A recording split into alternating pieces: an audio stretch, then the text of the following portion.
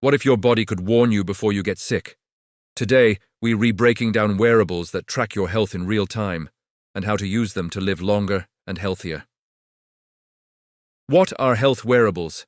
Explain smartwatches, rings, patches, and trackers. Difference between fitness trackers versus health-grade wearables. Key metrics, wearables track. Heart rate and heart rate variability, HRV, sleep stages and recovery. Blood oxygen, SpO2, stress levels, activity and movement, skin temperature and recovery trends, popular wearables.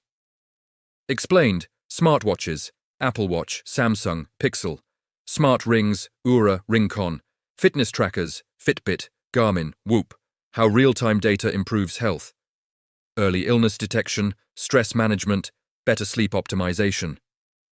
Personalized fitness and recovery, wearables and longevity, HRV and biological age, sleep consistency and lifespan, activity patterns and disease prevention, common mistakes.